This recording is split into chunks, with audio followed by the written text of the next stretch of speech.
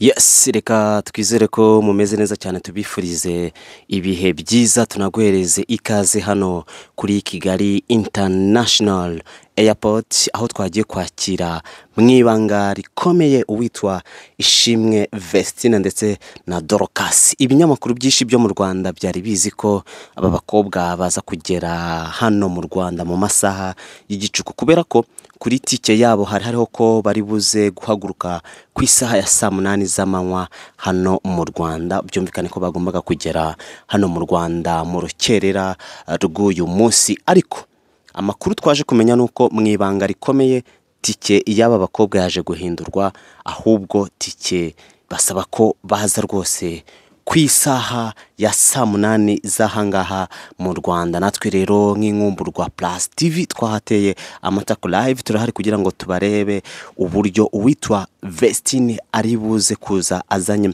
na Dorcas. Abantu benshi bari bazi ko aba bakobwa batari buze kubera ko hari ibyari biri kugenda bivugwa hirya no hino. Uwitwa Ishimwe Vestine nyuma yo gushinga urugo ndetse na nyuma yo gukora poste ku munsi w'ejo ikaza kuvanwaho, ibyo we avuga ko ari abamwinjiriye muri ankawutiye, ahubwo bashaka kuba abamuteranya n'umugabo wiwe.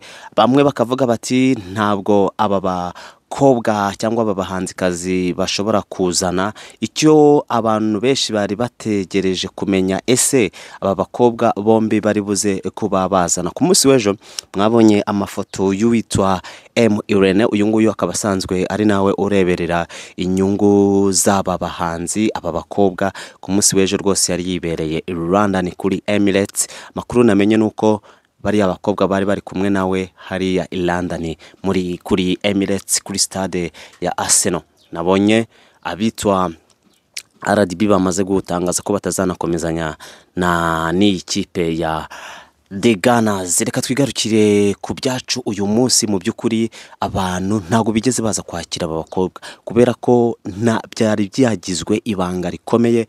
Nanjye muraza kwihangana ku mashusho muri buze kuba mubona atagaragara neza, rwose nagerageje kugira ngo ndebe ko baza kuba bahaboneka. Nuko ahangaha kuri airport cyangwa hano i Kanombe tuba tuhafite abatasi batugerageje, baratubwira bati uko biri kose aba bakobwa bashobora kuza kugera ahangaha mu masaha ya kare cyane. Natwe ubu guhera ku isaha y'isa 5 narindi ahangaha. Hanyuma abantu bavugaga bati umugabo Idrissa, umugabo wa Ishimwe Vestine, baba bafitanye ikibazo. Icyo ngicyo icyo nakubwira cyo nuko ayo ngayo na makuru y'ibihuha, kubera ko uyu mugabo Idrissa namwiboneye, namubonye ahangaha aza kwakira bano bakobwa. Ngewe namubonye mbere cyane, nahise ngira icyizere cyuko aba bakobwa bashobora kuza kuba bagera ahangaha. Ubwo ngubwo nari maze kubona imodoka ye yazanye n'umushoferi wiwe, batinda no gusohoka mu modoka. Byumvikane ko bo bari bafite update igihe bari buze kuba bahagerera. Idrissa yazamutse aje gusanganira umugore we ndetse na murumuna w'umugore we ndetse na manager wabo. Nyuma yazamutse nyuma rwose kubera ko we bari bamubara updating ati uze kubera ko byari byagizwe ubwiru. Abantu rero kuri gahunda bari bazi ko aba bakobwa bari buze kugera hano ku isaha ya nimugoroba. Ari n'abantu bavuga bati abantu baraza gutera amakamera hirya no hino kugira ngo baze kureba uburyo bano bakobwa baza kuba basesekara hano kuri Kigali International Airport, ariko nk'uko byagizwe ibanga, natwe mu mashusho twaje gufata yibanga cyane ko nta burenganzira twari tuyafitiye, byaje kuba ngombwa ko aba bakobwa tubabona. Kuri gahunda twari tuzi ko uyu wo bita Dorcas ari buze kuba yizanye, kubera ko mwabyumvise mu biganiro byakozwe ku munsi kuri uyu munsi byiriwe bivugwa hirya no hino. Byavugaga ko uyu muramyikazi Ishimwe Vestine atazakomezanya n'uyu umugabo w'umunya Burkina Faso. Uyu nguwo akaba ari na wundi akaba yitwa Eguadro Idrissa. Ntabwo rero ibyo ngibyo ari ukuri. nk'uko ibinyamakuru hirya no hino ku munsi w'ejo byagiye byandika ko uyu mukobwa yaba ari mu rugendo rwo gutandukana n'uyu mugabo. Nk'inkuru nabonye ku munsi w'ejo ku Nyarwanda yagiraga iti Ishimwe Vestine yanditse amagambo aremereye kandi adasanzwe kuri uyu wa kabiri ku itariki 18 Ugushyingo 2025 agira ati ubuzima mbayemo sibwo buzima nahisemo, ndi mu bihe bibi kandi sinari mbikwiriye rwose.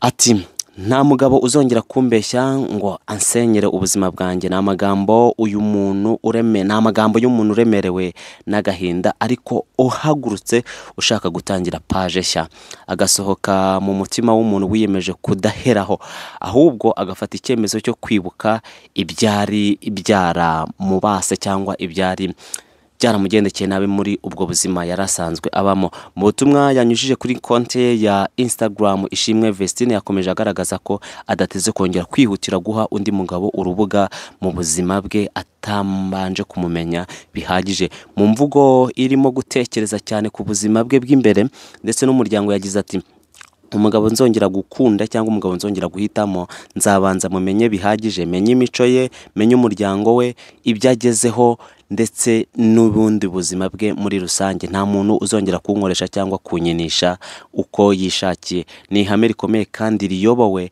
n'inyigisho yakuye mu bubabare yanyuzemo mu mezi make ashize. Ni ibintu bitavugwaho rumwe kuko ubu butumwa buje nyuma yo kuwa 5 Nyakanga 2025 Ishimwe Vestine rushinganye na Ekedrago mu birori byabereye mu Ntare Conference Arena, byari byuzuyemo ibyishimo, indabo, amasezerano y'igihe kirekire. Ariko nk'uko yabitangaje ubwe amezi 3 yonyine ashize yabaye ishuri rikomeye ku buzima bwe. Mu kiganiro yagiranye na MI Empire, Ishimwe Vestine yari yasobanuye ko urushako ari nko kwinjira mu gihugu utazi, bisaba kubanza kumenya kugira ngo umenye ibyo ugiyemo, kugira ngo amasomo ugiye kwinjiramo uzayafate neza. Ati ntabwo ndamenya ibintu birenze cyane kuko ntabwo maze igihe kirekire mu rushako. Ntabwo nabwira abantu ati bimeze gutya cyangwa gutya, nabo bagomba kuzaba inzobere cyangwa bakabyigiramo hanyuma bakaza abimenya.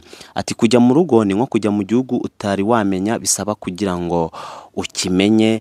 Ntabwo nahita mvuga ngo narabimenye rwose, simbabeshye. Yakomeje abwira murumuna we kwitonda kurushinga mbere akiri muto cyane. Yagize ati natekerezaga ko ubuzima nari mbayemo na Dorcas, ariko bitewe nuko mama yangiraga inama naramenyereye nta kibazo.